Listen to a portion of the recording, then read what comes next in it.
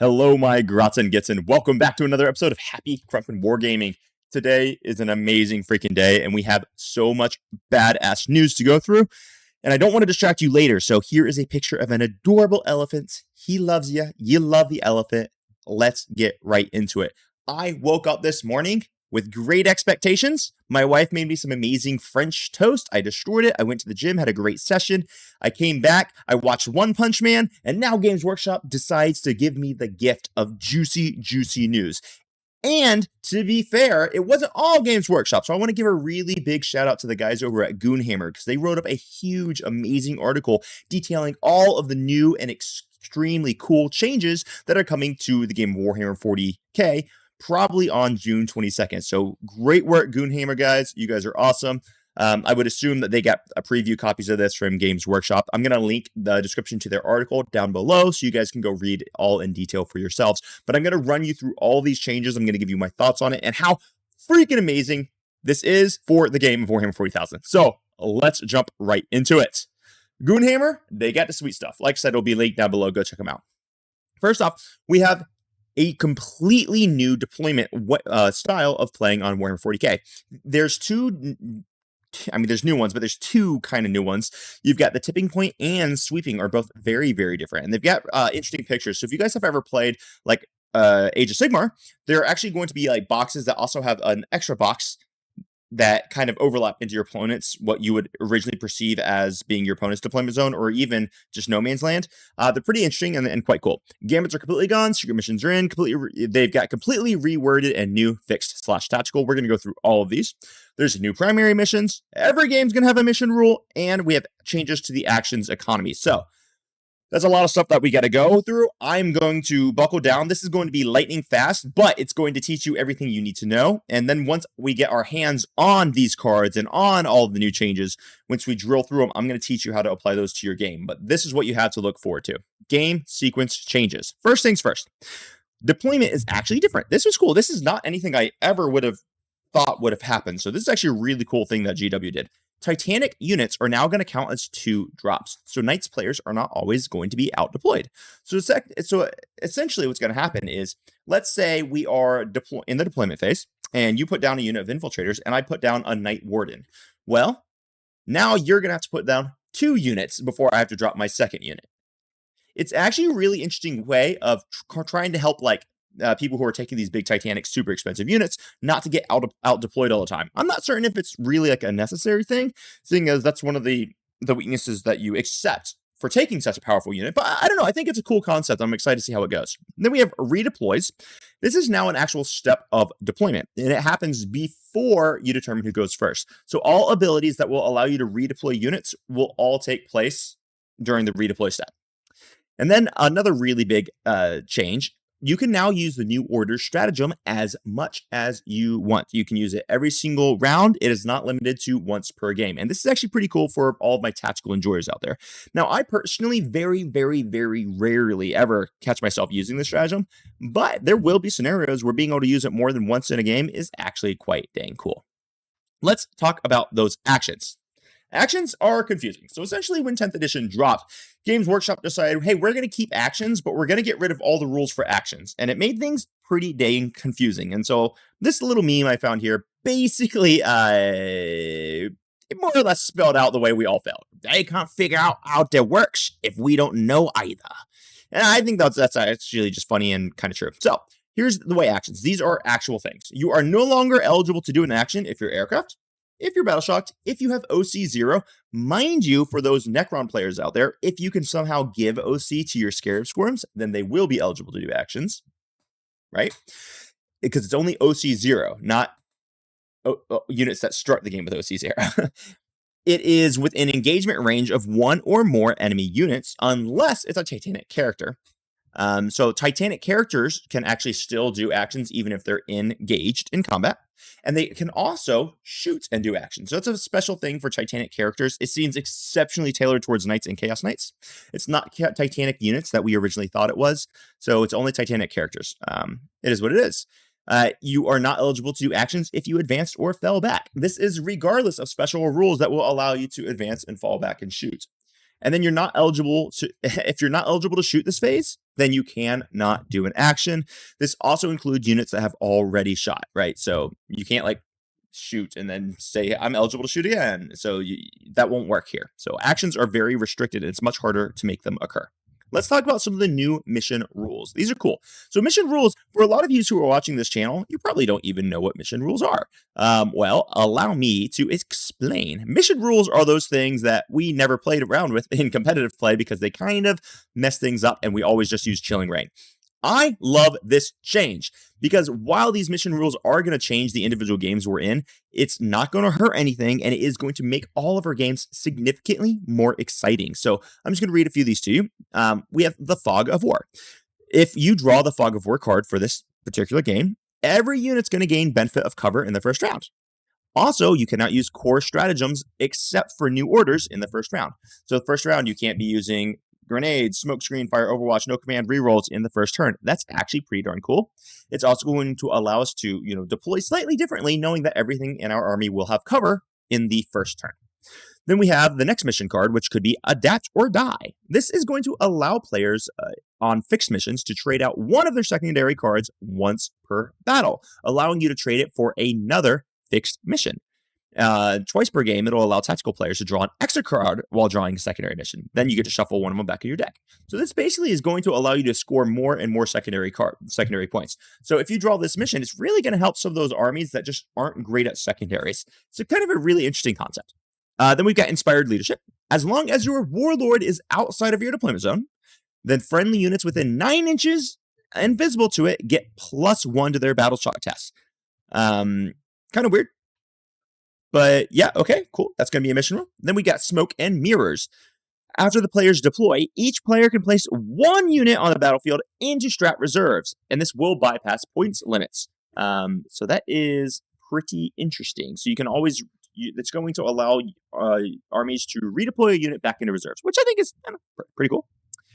Then these are the other mission rules, and these mission rules effectively will only affect the battle line units. So if you watch my news video the other day, what you realize that battle line units are getting a huge glow up in the new season of Warhammer 40,000. So swift action.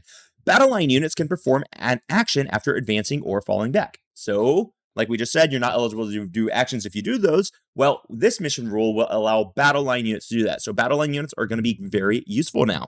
The next mission rule, Stalwarts. Battle line units are still eligible to shoot if they perform an action. And they can also perform an action while within engagement range of enemy units. That's pretty cool. Rapid Escalation. You could draw this card. And in the first battle round, players can set up battle line units from strat reserves in the reinforcement steps of their movement phase. So effectively, it will allow them to come in 1 turn early from strat reserve if they're battle line. That's could be an extremely powerful one depending on what army you're running. Luckily, most of the time battle line units aren't really that powerful, but in some armies that could be disgusting. Raise banners. This is a beast. At the end of each player's turn, if a battle line unit from their army is within range of an objective marker that they control, the player will score 1 victory point. This one will put an additional 5 to 6 secondary victory points up for grabs depending on the mission. So it will actually allow for some of the armies that really struggle with secondaries, if you have the battle line units, to catch up on secondaries. Then we have Prepared Positions. Battle line units can be targeted with Go to Ground and Heroic Intervention for 0 CP. Also pretty darn cool. One quick little note here, guys. I find that people don't use Heroic Intervention anywhere near enough. Heroic Intervention is a very, very strong ability that can ruin your opponent's charge phase plans, especially if they were planning on, charging units into certain positions or piling into units in certain positions, because you can really screw up your opponent's entire pile-in phase by using these heroic interventions. All right, so those are the new mission rules. Let's talk about the primary missions. We have some primary missions which are returning, and then we have some brand new primary missions. So Purge the Foe has been changed. It is still score 4 victory points for hold 1, hold more in the command phase. It is still score 4 victory points for kill 1 and kill more at the end of the turn. However, you can no longer score kill more in round 1. This is pretty interesting. I'm not sure how I like it. I do like it a little bit. That's for sure. Basically, it gets rid of the going second advantage in Purge the Foe, which, you know what? Screw it. I like it. I think it's cool. All right, moving on to Scorched Earth. Now you'll get to score 5 victory points for each marker, maximum of 10 a turn. And burning an objective is an action, and it finishes at the end of the game. Burning just requires control, and there's no 1-inch distance requirement from being on the objective, which is very nice because that was a super frustrating thing, which I saw people forget all the time. And now there's no cap on victory points for burnt objectives.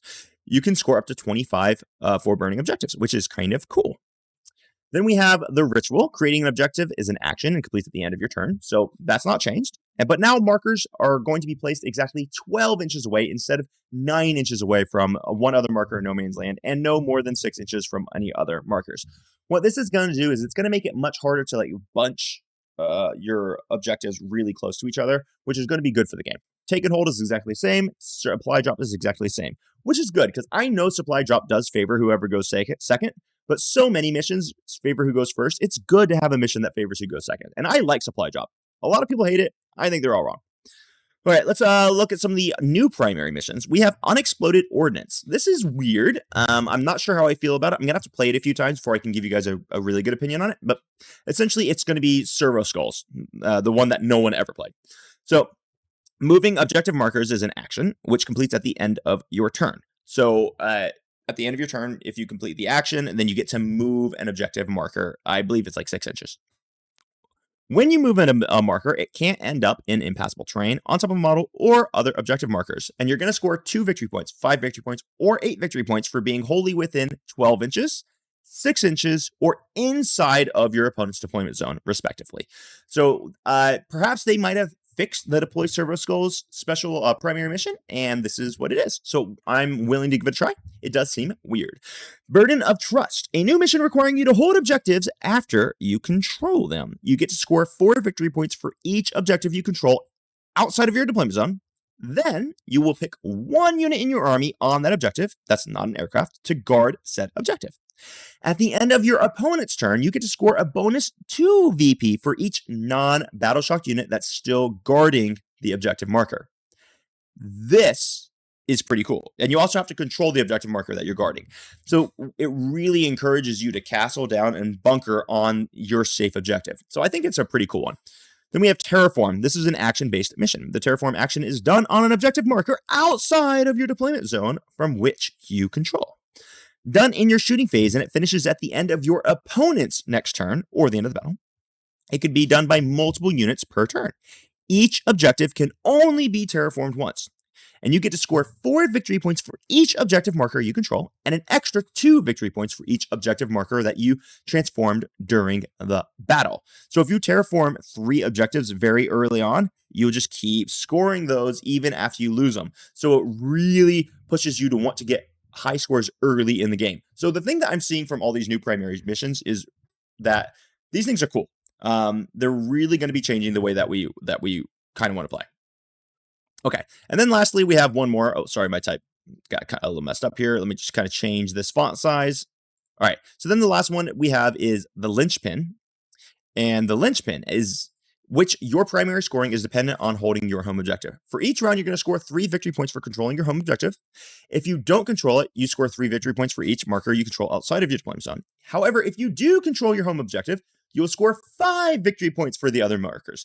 So it really wants you to make sure that you hold your home field objective. So each one of these primaries is really going to dramatically change the way that you approach each individual game. And I'm here for it. I think it's going to allow for some seriously dynamic gameplay, and it's going to really emphasize skill of the game, which is pretty darn sick. Now let's look at some of the new secondaries. We have 9 fixed secondaries. We've got Assassinate, just like the old one. It's 4 points for fixed, 5 points for tactical. Then we got Bring It Down. Bring It Down actually got some significantly changes, and this is actually wonderful. And guys, if you're here with me, just be here with me. Def Kaptas are alive. Yes, I'm so excited. I get to start busting up my Def Kaptas. I ran them a bunch early 10th, and now I'm 100% going to be running them again. So Bring It Down will now score for monster or vehicle unit, not model. So now if I have a 6-man unit of Kaptas, you only score for killing the unit, not for killing each model in the unit. This will allow vehicle units to work. Now we can start thinking about certain detachments like Dread Mob for the orcs, you can actually realistically start taking those units of Killikans because you're not giving up 10 victory points for killing each unit. This is actually very cool to me. It also really buffs Knights and Chaos Knights. I'm not so sure how I feel about that, but you know what? I think it's going to be okay. Then you're only worth 2 victory points for killing a vehicle unit. However, it's worth an additional 2 if that unit is worth 15 or more wounds, and then another additional 2 if it's worth 25 wounds. So if it's 14 wounds or less, it's worth 2 victory points. If it's 15 wounds, if it's 24 wounds or less, it's going to be worth 4 victory points, and then 6 victory points for 25 or more wounds. This is also going to be a reshuffleable mission. So if you draw early on and your opponent doesn't have like a vehicle that you can kill, you're going to be able to reshuffle it, which is pretty cool.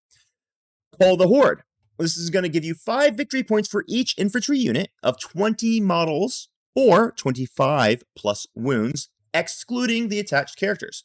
This is also reshuffleable or discardable. So if you are going up against an enemy unit that doesn't, or an enemy army that has no units of infantry that have a lot of wounds in it, you just discard it for free, which is great. So that's another change that they've put into the new season of Warhammer. You're not going to get screwed by tactical cards that you can't score, which I really, really enjoy. Then we got behind enemy line. You score 3 victory points for 1 unit, 4 victory points for 2 units wholly within your opponent's deployment zone. You can also get rid of this if you draw at turn 1, and you're playing tactical, which is great. Then the next one is engage in all fronts. They've removed the 3 inches from the table quarters requirement, so now it's just a lot easier to score. You just got to be within a table quarter and outside of 6 inches from the center. Love it. Great. Storm hostile objective. If you draw at turn 1, it's optional. It's optional to discard it, which means, or reshuffle it, which means if your opponent is playing with like infiltrators or scouts and he happens to have a unit on an objective turn 1 and you draw Storm hostile, that could be a really easy card for you to get if you draw it during tactical. Obviously, if you're playing fixed, then you're going to know that you don't want to scout onto the objective. All right, then we have new secondaries. These are only tactical secondaries. Capture enemy outposts, tempting target, and investigate signals. They're out of here, baby. They're gone. They no longer exist. We don't care about them anymore. They're out. Then we have area denial. It's basically the same, but they basically just fixed all the wordings, because if you're not aware, the wording of area denial was super confusing. Now it's worth 2 victory points if you're wholly within 6 inches of the center and there are no enemies within 3 inches of the center. And then it's worth 5 victory points if there's no enemies within 6 inches of the center. Then we got extend battle lines. It's very similar, slightly changed though. Worth 5 victory points if you hold your home field and 1 objective no man's land, and worth 2 victory points if you only have 1 unit left and you control the 1 in no man's land. Secure no man's land is the same. You score 2 for holding 1 in no man's land, 5 for holding 2. Defend stronghold is exactly the same, and you still can't draw at turn 1. No prisoners, score 2 victory points for killing 1 enemy unit, 4 for killing 2, 5 for killing 3. Overwhelming force is the same. You're killing enemy units on objectives for 3 points or 5 points for 2. Then these are going to be the new tactical secondaries that we haven't seen before. The first one is actually pretty dang cool sounding. It's called Marked for Death. Your opponent is going to choose 3 units, and if at the end of either player's turn, 1 of those units has been killed or removed from the battlefield for any reason, you score 5 victory points. Now, this is actually pretty cool. So if your opponent happens to choose their scouts, well, what they know is they cannot pick their scouts back up to bring them back into reserve. Otherwise, they're going to give away 5 victory points for free. So this is actually a pretty interesting and cool one. I'm not sure how it's going to go. It's going to be, I think there's ways to play around it, but it's cool. It's definitely cool. Then we have Sabotage. Do an action outside of your deployment zone, and it's going to finish at the end of your opponent's next turn. You get 3 points for doing this in no man's land and 6 points for doing this in your opponent's deployment zone. So that's going to be very challenging to do most of the time. And then we have Containment. 1 or more units do an action wholly within 9 inches of a battlefield edge outside of your deployment zone, and it scores instantly. And I'm unclear if that means it scores instantly, or if it scores at the end of your turn. Basically, this is what's going to be replacing deploy teleporters, and I think that is pretty cool. Secret missions. Secret missions are replacing gambits. Gambits are gone. Guys, bear with me. We're almost done here. So effectively, gambits didn't work, so they're out of here. So now we have 4 secret missions. And the way these work is at the end of battle round 3. Starting with the player who had the second turn, if your primary victory points is less than or equal to your opponent's, you get to do a secret mission. If you choose to do the secret mission, you pick one of the cards put it face down. Now, your victory points from primary mission is capped at 20. So even if you've already scored, like, I don't know, 25, you lose 5 of those points and you're capped at 20. And then at the end of the battle, if you have scored your secret mission, you will get an additional 20 points on primary, which means the maximum you can score in primary is going to be 40, and your maximum score overall will be 90. This is going to allow for some actual potential catch-up. So if you get dominated early in the game and you know there's no way you're going to be scoring primary, which can absolutely happen. It's happened to me. I've done it to other people. This will give you the opportunity to make up a lot of points, which is pretty dang cool. And those secret missions are actually pretty interesting. One mission that you can choose is Command Insertion. This is having your warlord within range of one or more objective markers in your opponent's deployment zone, and you have to control it. Shatter Cohesion. Your opponent has no units on the battlefield, or if they do, these units are either battle shocked, below half strength, or more than 3 inches away from all objective markers. This also seems kind of hard, but this is pretty cool because this is one of the things that you can do where if you end up tabling your opponent, you get the opportunity to like catch up in points, which I think is pretty cool. Unbroken Wall. You control 3+ objective markers not within your deployment zone. Hard to do, but actually doable, which is pretty dang cool. And then lastly, we have the War of Attrition secret rule. This is going to be one or more battle line units from your army that is in your opponent's deployment zone, and they have no battle line units on the battlefield, or if they do, they're all within their deployment zone. This is interesting, especially for armies that are going to be really spamming battlefield units. One of the cool things about these secret missions is that they are going to allow you to build for them in the list building step. So guys, this is all the new stuff that has just dropped from Goonhammer. Shout out to those guys. They did great work putting it all together. And quick question, GW. What does a guy got to do to get access to this pre-information so I can start releasing these things unto the world? Holla at me. I'd love to do it for you. Guys, this is sick. I can't wait for all the new stuff. I'm going to give you all another peek of the elephant just so you can kind of hang out with him because he's adorable. And this was it, man. So this is a pretty sick day. I'm pumped up about all the news. I hope you are. And if you enjoy this content, please hit like, the subscription button, and share it with your friends. That way I can continue to grow and bring you more and more information. If you're looking for even more information, because we're already going through everything, we're in the Discord right now in the members only section, figuring out how we're changing our list and all the tactics that we're going to be implementing going forth. Hence, they're going to involve Def Coptus. Anyway, appreciate all of you, and I hope you have an amazing freaking day. Bye-bye.